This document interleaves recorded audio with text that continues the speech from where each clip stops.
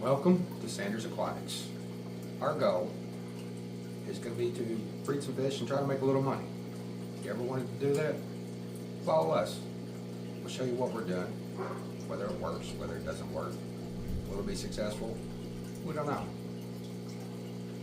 We're breeding several species of fish already. We've got a few pet shops that we're selling fish to, and a few folks are buying some fish from us. We've got 26 tanks currently, several species breeding. We're going to walk you through our tanks, what we're doing, what we're breeding, how we're doing it, our goals. We're going to run a weekly video, and we'll show you our path as we try to make this successful. We'll also do videos on the different species that we're breeding, what we've done that didn't work, what we're going to do, and if we're being successful, what we're doing, so you too can be successful with this.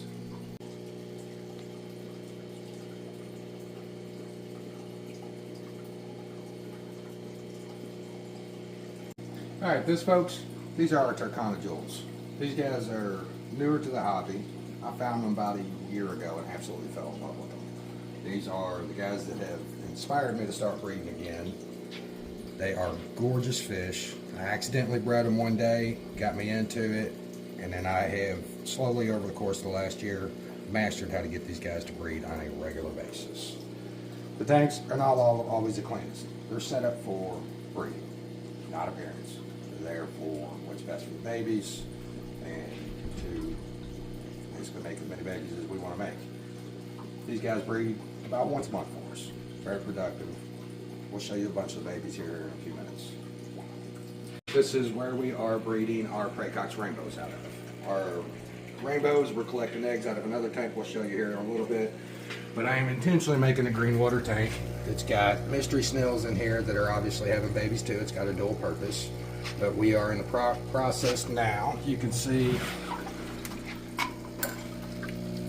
we've got our spawning mops in there. They are plumb full of eggs. We've got mystery snail eggs everywhere in here. The mystery snails allow me to power feed the babies. This is what's really worked. The green water carries many microbacteria for these babies, and it's the only way I've been successful keeping the babies alive. All right, this is our pygmy cory breeding tank that we have here. We've got a school of 12 of them in here. They are starting to produce some eggs. We actually have some fry that's in there. You're not going to see them. It is designed so the babies have somewhere to hide all the time from the parents and plenty of room to grow up. Not the prettiest tank, but it's perfect for the babies. On to our next tank, we have our hill stream loaches. Same setup, we've got males and females in here. This is set as a real deep path so that when they breed, the eggs fall down and Mama and Papa don't have access to them as well. You can't quite see them, but there are dozens and dozens and dozens of small babies that are starting to populate in here. They will eventually tucker down in the rocks and hide away so that they can't be eaten. Down here we have more of our Tana Jews. These are babies that we've grown out. These are actually at a sellable size. We have in here one albino. I'm hoping to be able to get some more. Maybe we can get a new species in the hobby. That would be really cool. In this same tank, we're propagating hornwort. It helps with all of our babies, all of our fry. We use it in a lot of the tanks so that they have protection and plenty of gunk to feed off of, basically. But these guys are absolutely gorgeous and stunning fish. On to our next tank. Our next tank here are two future breeding projects, and we've got our rummy nose tetras. Never bred these guys. If you guys have any tips, any comments, any tricks that you know that work, please feel free to let us know. Back in the back, we've got a couple blue German rams back in the back. They are being very shy for the video, of course. And then we have we got some cardinalis plants that we're growing out in here. We've got some cardinal plants that we're growing out in here. I've got a little bit of hornwort that we're growing out in here. So this tank's got a couple different purposes. But we've been fattening up our rummy nose for breeding. They are right at that point. They've eaten a lot of brine shrimp and bloodworm in the last week or so. Down onto this tank, I came across a gorgeous school of black angelfish. Some of them have got the red eyes in them. These guys are awesome. They're right at about breeding size. We've got a bunch of Amazon swords in here. Got some slate in here. I'm probably going to put another piece of slate. I'm just waiting on one of them to pair off so we can make some more of these beautiful, beautiful fish here. Here on our next tank, we've got lots of baby Pracox rainbows. These guys have actually been put in here. This tank, I originally set it up to breed albino bristlenose. I have a male in here and he has killed now 3 females, and he's just going to live out his life with a bunch of babies forever and ever. Under our next tank here, I never had any desire to have these fish. My amazing wife fell in love with these at the pet store, got them, so we're going to breed them. These guys have been fattening up here for the last week or so on a bunch of bloodworms and frozen brine shrimp. So we're going to take them on our next rack that we set up, and we're going to try to breed these guys as well. And I got some more plants and stuff in here that we're propagating and growing out. Down here in the bottom, we have some Brochardi cichlids. These are babies that we've had. There's several of these guys in here, and I've got another color of mystery snell in here that we're growing out as well. Trying to propagate some Amazon sword. This one melted away. I'm basically letting the snails have some extra food in there, but keeping the snails in with my babies allows me to pyre feed and overfeed, so the babies always have plenty of extra food. But that also triggers these snails to breed. As you can see, we've got plenty of egg clutches up in here for these mystery snails as well. So these guys, we'll be having plenty of these guys to be able to sell as well, and be able to help keep some other tanks clean. On to the next tank. We're going to take a break because it's a little bit of distance, and we'll be right back. All right, guys, on to the next tank here. Here I've got some Brochardis in here. Absolutely stunning fish. This mama and papa, they're probably going to be shy for the video, but you can see we have 2 generations of babies. I continue to try to pull them out, but I have set this up to where they have millions of hiding places. Oh, there comes mama out right now. They're probably sitting on another batch of babies. They are hiding. Oh no, there's the other one out in the back. But they've been sure showing signs of breeding again. But we'll move on to the next tank here. This tank here, I absolutely love gouramis. One of my favorite fish. Probably inspired by my dad, who got me into this hobby a long, long time ago. I bred these just to see if I still could. I did when I was a kid. These guys are all getting at about the point that it's time for them to find a new home. We had a couple hundred in here when we first started this. I should have pulled the runners out. I did not pull the runners out, so they unfortunately ate some of the other ones that were in there. And we've got more plants that we're propagating down in here. You can tell where it's clean there on the top. I just recently took some out, moved them into another tank so they can grow out. And we've got some of this nasty algae in here, but I actually use this in my Pracox breeding tank. I allow this stuff to grow, and I'll take it and pull it out and make a big bundle of it, and I'll put it in there with Pracox rainbow babies.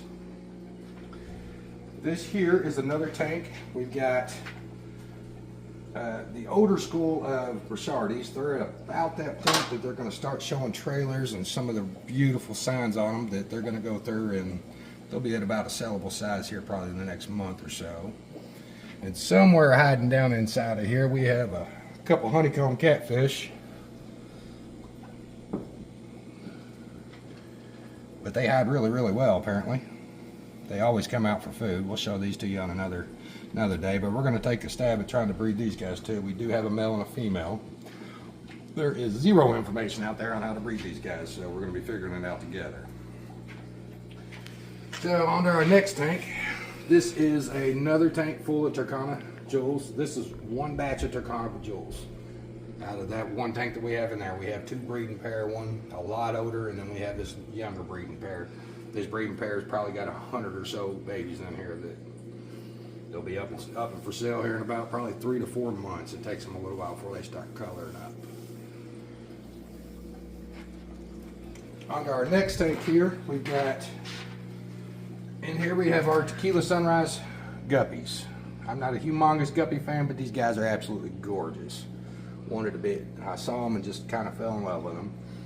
We got hornwork going in here. I got Amazon swords going in here. I've got mystery snails. I haven't gotten any clutches out of these mystery snails yet, but our hornwork melted when I put it in here, and it's all starting to grow back into place. But you can see we got lots of little babies in here. We'll get a lot more once this hornwork gets a lot thicker. But these guys, just stunning fish. What we have in here, I've got a couple of my Brochardis. I'm actually going through and growing these out. We're going to make our next breeding colony out of these guys.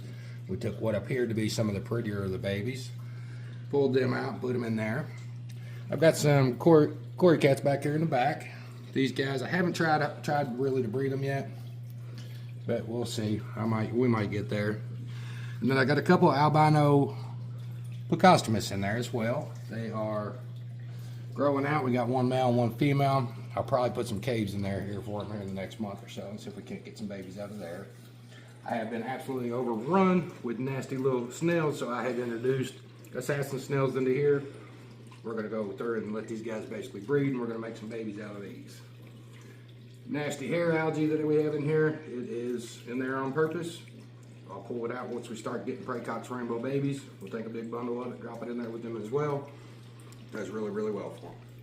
On to the next tank. This is our Praecox rainbows. They are breeding on a regular basis for us.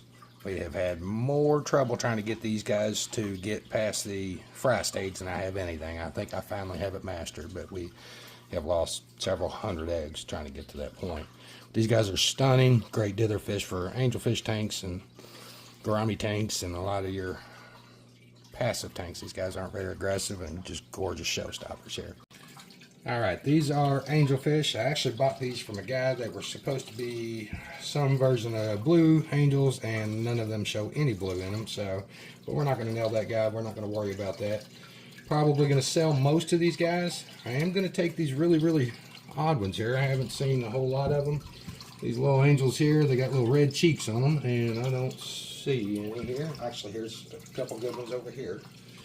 And then we have... Is that one right there? Mm-hmm. There's one right there. We're just going to call them red cheek angels. They don't really have a name that I'm aware of, but we're going to try to breed those guys. They'll get their own breeding tank here in the next couple weeks.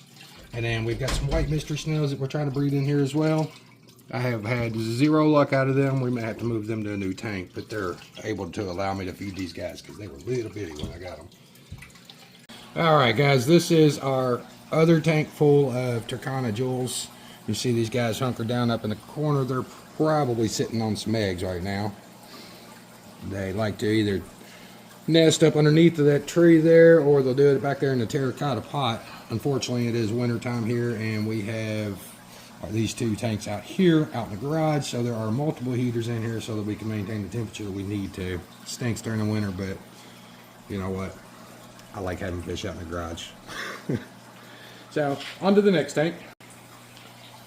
This tank here has been a big hodgepodge. It was originally there as one of my show tanks, and I started putting fish in there that I absolutely fell in love with. But it has now also taken on catch-alls of different fish that either I couldn't breed, or I lost a mate, or I'm trying to grow out. Like we have some super red plecos over here on the side. There's a couple of them in here. We've got our gouramis that you saw the babies earlier from. There's a Tana Jew in here, which is why I love these guys. These guys will get along with just about anybody. As long as they're semi-aggressive or a little bigger, they seem to do pretty good. We got our Le Lupe in there. We lost his mate. We were going to breed him, and then I lost the girl. So he got to live out in the tank here. We've got the big old ball of shark swimming around. Will one day eventually outgrow this tank. Got the beautiful leaf fish in here. Back in the back, we got an archer. There's a boatload of different catfish, Cory cats and Synodontis cats, and all kinds of stuff that's down in here. We got our little Cory cats down sitting in the corner.